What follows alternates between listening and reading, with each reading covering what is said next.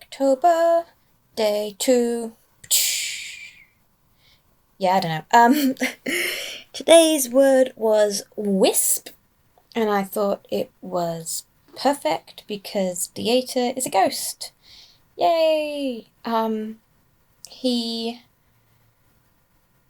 can be a wisp. That's, I think that was pretty self-explanatory. Yeah, so I wanted to draw him being kind of cheeky and being like, hey, look what I can do. And play around with facial expression, though it didn't really end up 100% how I wanted it to. It still was pretty fun to do. I'm saying a lot. I'm really sorry. I'm trying to record, edit, and do audio for these on the day. So yeah, forgive me.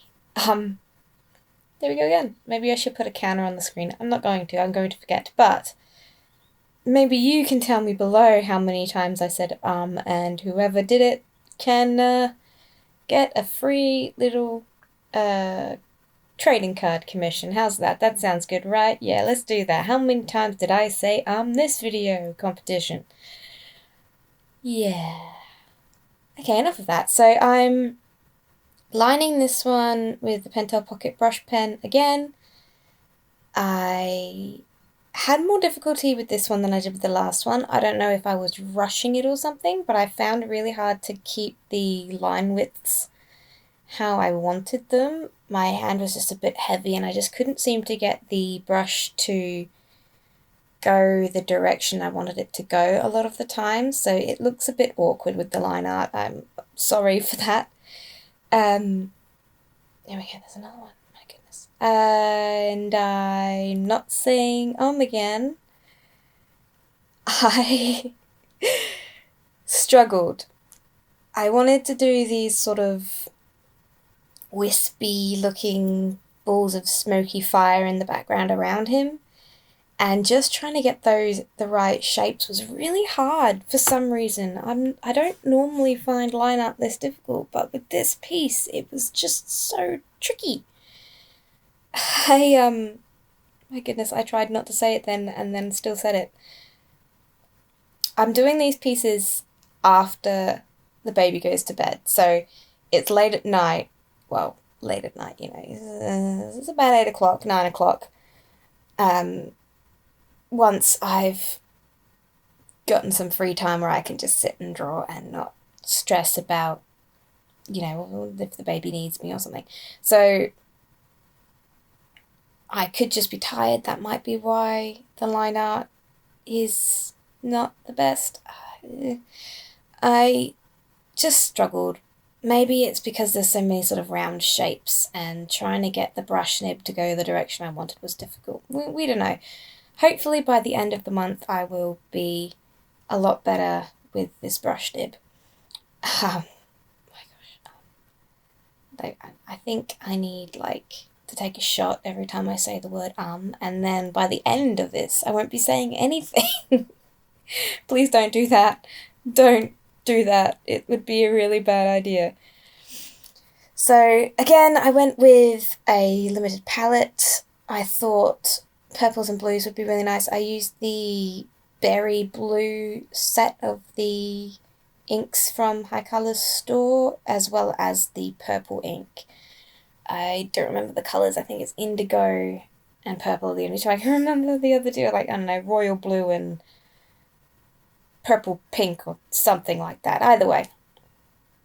And I realised belatedly that I hadn't cut out all of the little wispy things from the masking tape, so I just, whilst that wash of colour was drying, I thought I'd go through and cut out the last little bits of shapes that I hadn't cut out of the masking tape. And I found it really hard to just cut the masking tape this time. I was cutting the paper more than necessary and it was really annoying. With the last one I had no trouble trying to cut through the masking tape. I think it may have been the shapes. So the last one I was just doing straight lines. With this one I was doing lots of round shapes, and that's kind of hard to do with a scalpel craft knife thingo. Um, yeah, that's just gonna. I need a T-shirt that says on it. It's gonna be my new thing. I wanted to use the limited color palette again because I really liked how it came out with yesterday's piece, but also I just thought it would work really well with the wispiness of it. But the thing I had an issue with was Dieta is supposed to have white hair and really pale skin. And I felt like the colours I'd used as the background wash took away from that. So I was finding it really hard to push the contrast in other areas to make his skin and his hair look more pale. And I don't think I actually fixed it by the end of the video, so there's that. It was unfortunate. It still looks alright. I mean, I could be like, oh, it's because he's in a smoke form, so he's all kind of bluey purpley at the moment, which is why his hair's not white. But it was just because I chose the wrong colours for the wash and then didn't push the contrast enough. I know that. I won't make excuses for my badly done art. But I still had fun with it. I used some masking fluid, which I didn't show myself doing, to just add some sort of dots and stuff. You might be able to see it in like the darker areas where the paint, obviously, the ink even hasn't settled because it's come off of the masking fluid. I wanted to add like little floaty dots, so it made it just a bit more magical and wispy. And I did this on the back side of yesterday's piece, mostly as a test to see if that would work, because as I said yesterday, this book only has 20 sheets, and obviously there are 31 days in October, so some of them are either going to have to be back to front, or I'm going to have to fit multiple pieces on one side of one sheet and do like littler pieces, which I didn't want to do. I found that I think even, the A5 size of this book is perfect for doing an illustration a day.